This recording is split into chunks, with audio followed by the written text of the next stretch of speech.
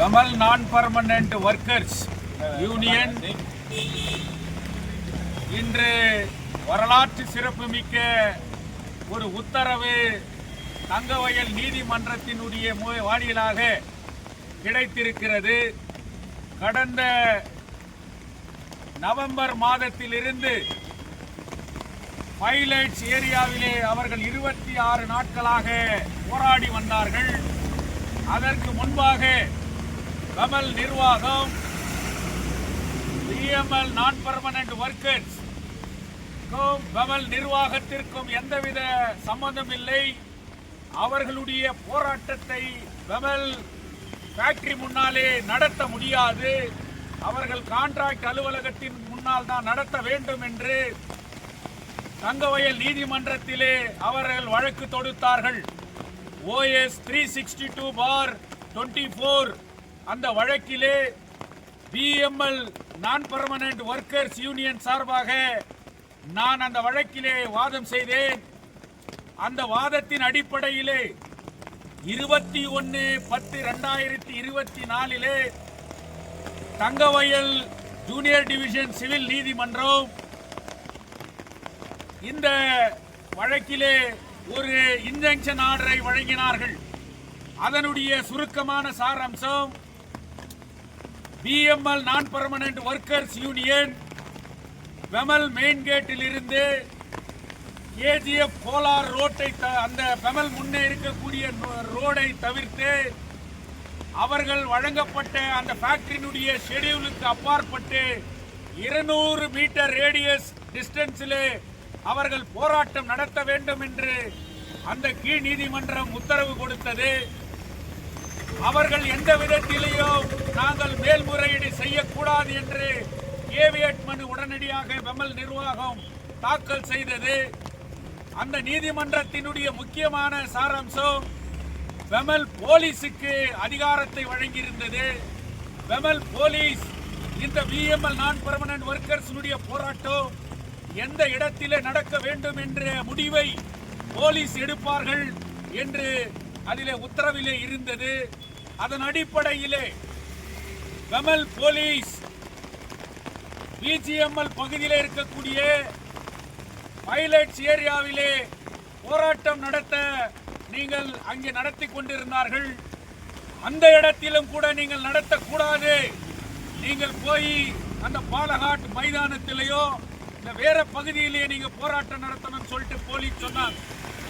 ஆனா அந்த நேரத்தில் தொழிலாளர்கள் திக்கு திணறி நின்ற போது இவர்கள் இந்த இடத்திலே போராட்டம் நடத்த வேண்டும் என்று பிஜிஎம்எல் நிர்வாகத்தை அணுகி பிஜிஎம்எல் நிர்வாகத்தினுடைய மறைந்த OSD சசிரஞ்சன் அவர்களுடைய பரிந்துரையின் பேரிலே பெமல் நான் பர்மனன்ட் ஒர்க்கர்ஸ் போராட்டம் பிஜிஎம்எலுக்கு சம்பந்தம் இல்லை என்றாலும் அவர்கள் இந்த மண்ணின் மைந்தர்கள், அவர்களுடைய போராட்டம் நடக்க நான் அனுமதிக்கின்றேன் என்று சொல்லி அவர் பைலட்ஸ் ஏரியாவிலே அந்த லேண்ட் பர்மிஷனை கொடுத்தார்.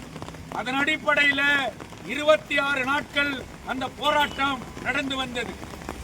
இதன் மத்தியிலே பெமல் நான் பர்மனன்ட் ஒர்க்கர்ஸ் யூனியன் இந்த தீர்ப்பு கோர்ட் கொடுத்த தீர்ப்பு ஏற்றுக்கொள்ள முடியாது என்று சொல்லி தங்கவயலுடைய சீனியர் டிவிஷன் சிவில் கோர்ட்ல மேல்முறையீடு செய்தார்கள்.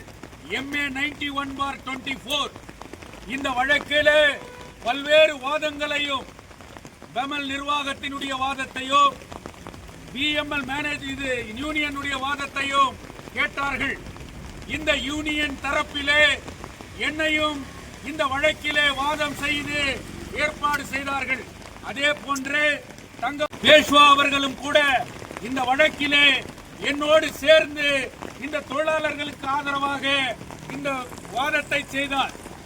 இன்று தங்கவயலே திரும்பி பார்க்கின்ற வகையிலே ஒரு ஹிஸ்டாரிக்கல் ஆர்டர் இந்த பெமல் நான் பர்மனன்ட் ஒர்க்கர்ஸ் யூனியனுடைய வழக்கிலே வழங்கப்பட்டிருக்கிறது. முக்கியமாக இந்த வழக்கில் போலீஸ் தலையீடு இருக்கக்கூடாது, போலீஸுக்கு எந்த அதிகாரமும் இந்த நீதிமன்றம் வழங்கவில்லை. தொழிலாளர்களுடைய கம்பெனி எங்கே இருக்கிறதோ தொழிலாளர்கள் எந்த கம்பெனியிலே வேலை செய்கிறார்களோ அவர்களுடைய போராட்ட மேல் குறைகள் என்ன இருக்கிறதோ அவர்களுடைய ஆர்ப்பாட்டம் அந்த நிர்வாகத்தின் கட்டடத்தின் முன்பு தான் நடத்த வேண்டும் என்கின்ற ஆழமான உத்தரவை இந்த மேல்முறையீடிலே நீதிபதி அடித்து சொல்லி இருக்கிறார். அதன் அடிப்படையிலே இவர்கள் நம்முடைய யூனியனுடைய கோரிக்கை பெமல் மெயின் கேட் முன்பாக போராட்டத்தை நடத்த வேண்டும் என்று.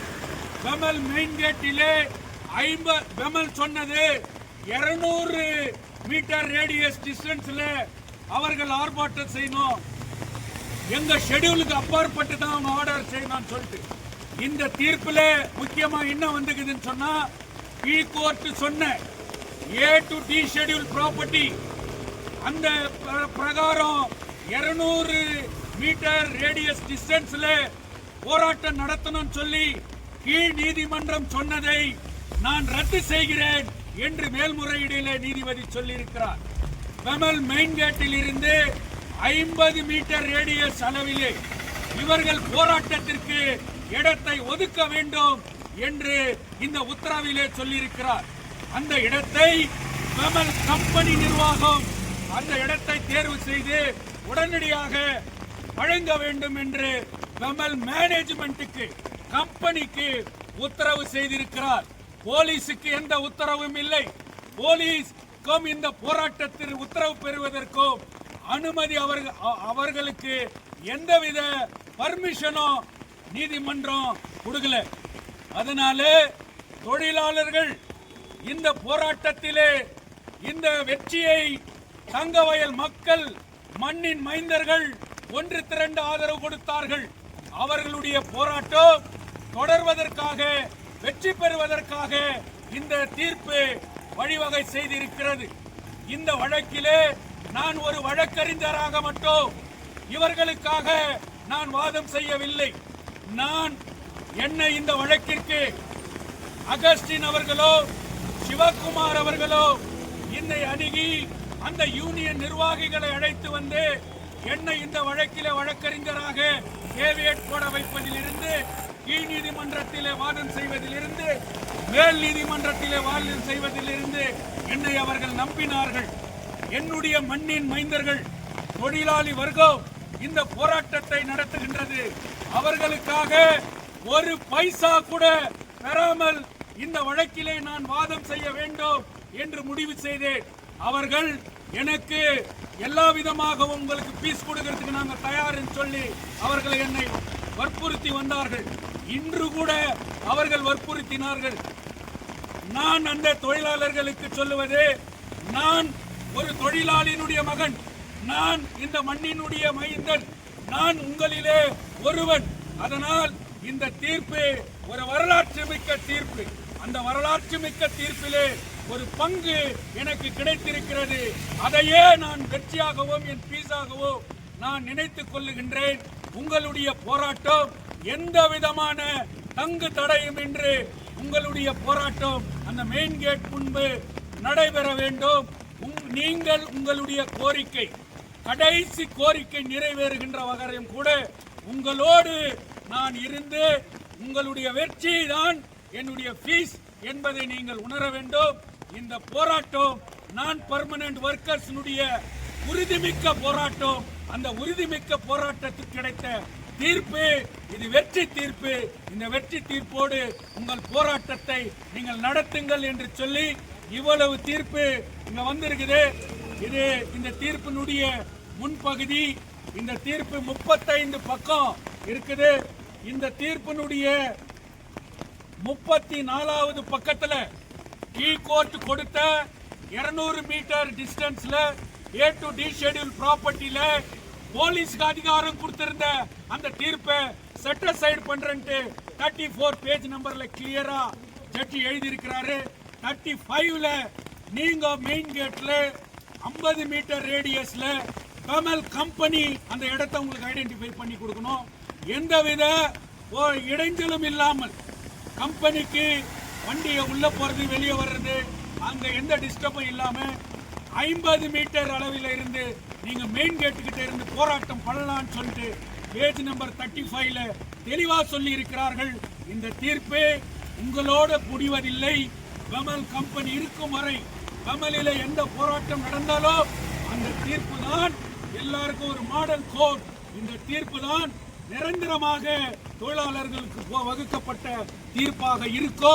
இது வெற்றி தீர்ப்பு என்று சொல்லி இந்த நேரத்திலே இந்த தொழிலாளர்களுக்கு கிடைத்த வெற்றி என்று சொல்லி முடிக்கிறேன்.